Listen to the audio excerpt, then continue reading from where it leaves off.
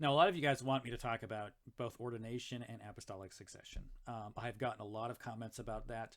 Um, what I really need to do is devote podcasts, a whole podcast to those discussions because they're very complicated ones, very complex ones that we need to kind of delve into the scriptural text and church tradition and just really dive in a lot deeper than I've been able to than I would be able to in something like this. So let me just give a brief explanation of views on apostolic succession and then views on ordination. So let's start with apostolic succession.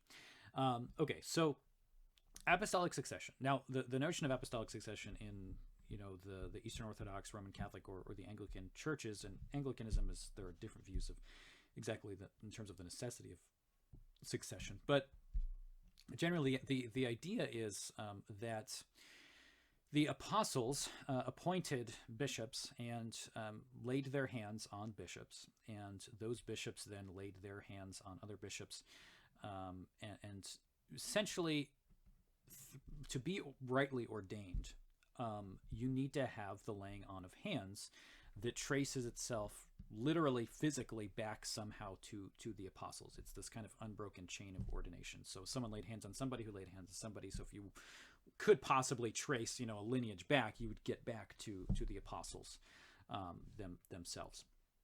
And so in the Roman Catholic view, the laying on of hands is necessary for ordination, and the laying on of hands gives this indelible character to the one who is receiving ordination. And so they would say that we don't have valid ordination if we don't have apostolic succession. Therefore, we don't have a valid sacrament. Now, it's the Roman view that even the Anglican Church, even though they do have apostolic succession, doesn't have valid holy orders, so they don't actually have valid ordination, even though they really do have the laying on of hands going back that far. Now, what do we do with all this? Now, first of all, there are some Lutheran churches that do have apostolic succession. There are some Lutheran churches that have bishops, and those bishops are in succession from laying on of hands of other bishops. Okay, fine. Is it necessary? Well, the way that this idea comes back to the early church, I mean, it does. The way I think that it really goes back to the early church is if you look at some of the apologists, specifically people like Irenaeus, one of the things that they're often doing is interacting with false teaching. They're interacting with Gnostics. They're interacting with all sorts of heretics. And something that they do to defend the truths of what they're saying, on the one hand, they're pointing most often to Scripture and saying Scripture teaches the opposite of this. But something else that they're doing is saying, look, I Irenaeus, was taught by Polycarp, who was taught by the Apostle John, who was taught by Jesus himself.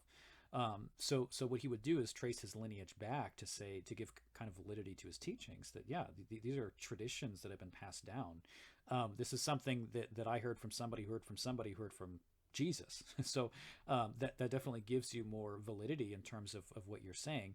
And so the early church did try to establish the fact that they did have this direct lineage back to the apostles, as opposed to, the Gnostics and these other groups that really couldn't lay claim to those things. So the argument itself makes a lot of sense that they would do that. This was very common, something that a lot of philosophers would do as well, who tried to trace their lineage back to people like Plato, to say that, well, my teacher was taught by this guy, was taught by this guy, was taught by this guy, was taught by Plato, because they would say that it gives validity to their teachings. So it was a pretty common way of arguing in the ancient world as well, and it made sense. And for the first few generations, it actually makes a lot of sense that you'd make those arguments. I mean, if I was in Irenaeus' shoes, I would have made those arguments as well. Now, what I don't think that does is then establishes that there is this infallible magisterium that Jesus set up, and there are these unwritten traditions that are not things that are written in Scripture that are passed down from generation to generation. And I do not see that in Irenaeus. I think you have to stretch so much to really get to that point. But I can see where reading anachronistically from a Roman perspective, you would see that, or as a Protestant who's clueless about the church traditions or church history, you would come to those kinds of conclusions. So the point is that the earliest fathers who speak about the inheritance that they have from the apostles aren't really talking about sacramental authority. They're dealing with this in terms of the validity of their teaching to fight against false heretical sects and false heretical teaching, to say, look, I was taught by this person, taught by this person. So there is this line of teaching, and there certainly is a line that extends from the apostles to them, but they're not arguing in the same way that it develops later, that there's this kind of sacramental authority that is passed on through the laying on of hands, which bestows this indelible character. You're just not going to find that in the earliest fathers. It starts to develop a little later, but it comes out of this idea of the passing on of teachings from one to another.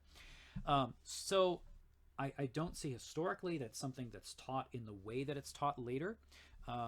There in the earliest of the church fathers, even if you look at someone like Ignatius, who has some very strong statements about bishops and the authority of bishops, who doesn't even mention a bishop in Rome, by the way, which I think is pretty darn significant, but that's another discussion.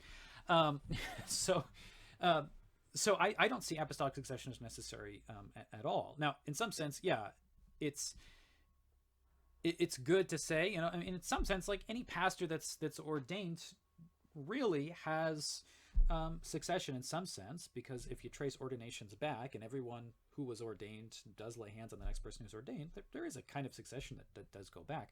But what if you have a broken link in the chain, right? What if somebody said they were ordained but they really weren't, then they lay hands on somebody else, now the indelible character, what is it, gone, and the ordination's not valid? I don't think that at all. I don't think it's this kind of mechanical thing. Also, the notion of indelible character, of course, is something that we wouldn't hold to either.